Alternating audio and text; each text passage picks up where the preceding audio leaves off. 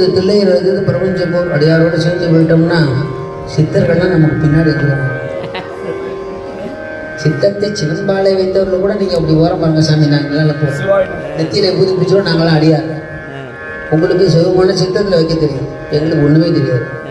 ஒன்றும் தெரியாம தெரிஞ்சவங்களாம் பின்னாடி வாங்க.